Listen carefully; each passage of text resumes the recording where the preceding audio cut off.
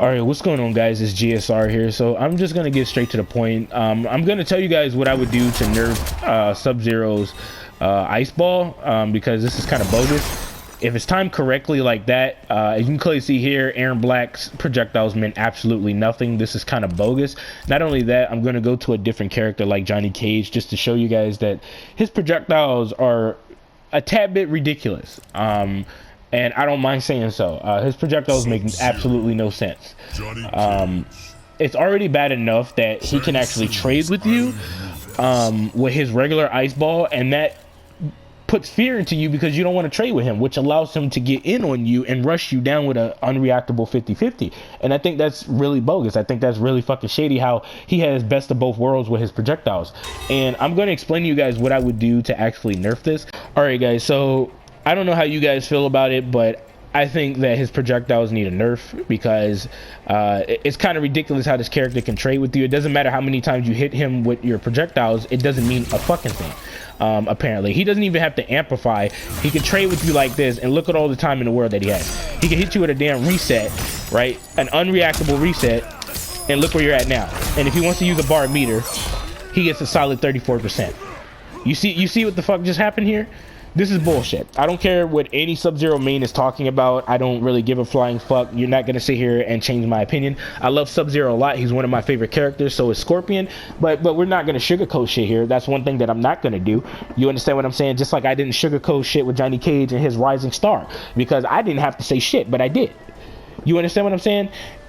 Because I'm not biased. I'm not going to sit there and, you know, just because I'm maining Johnny Cage for right now, that doesn't mean that I'm just going to sit there and be like, oh, you know, he doesn't need a nerf, like, you know, this. Like, no.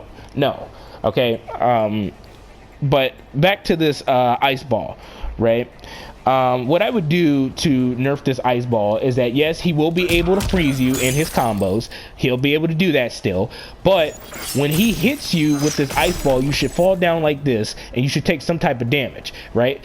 And in this variation, that complements this a lot, because if you think about it, it allows him to dash in against you while you're knocked down on the ground, because he plays aggressive in this variation with this unreactable 50-50. I told you guys back in my past video that we're not playing MK11. We're playing MKX.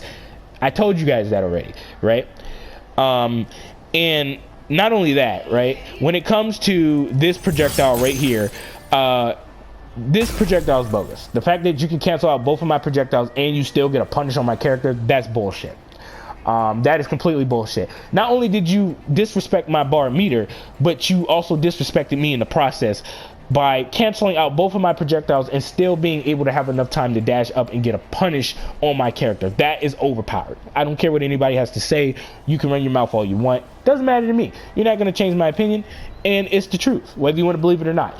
And what I would actually do with this is that, you know how Scarlet's blood ball slows down dramatically when, like, she amplifies it or some shit like that? What I would do is I would do the same thing here. When he amplifies this shit and I throw out my projectiles, what I would do is that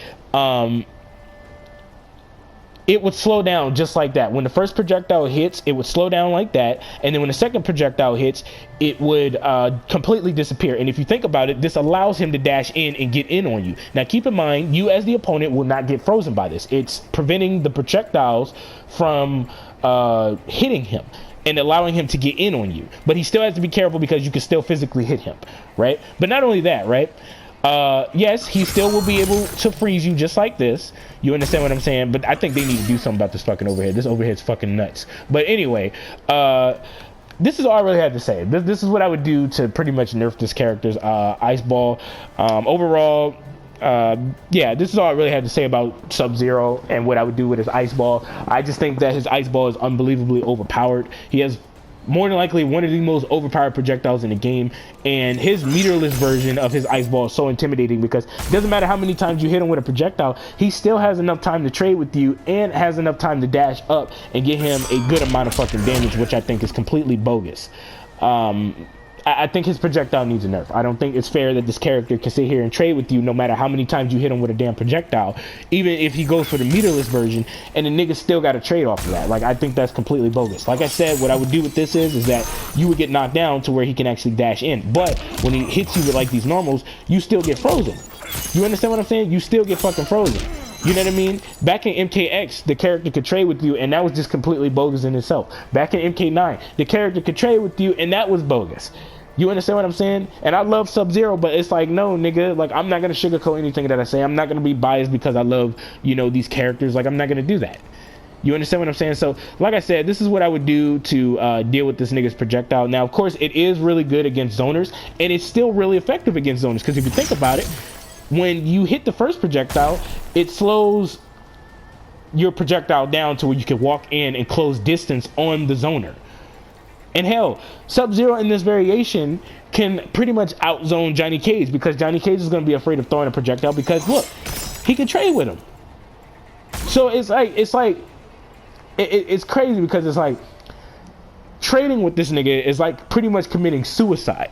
You know what I mean? So this is all I really had to say. Let me know what you guys think in the comment section down below, because I don't know how you guys personally feel about this particular situation, but I think that his projectiles need a nerf, because I think it's a tad bit overpowered.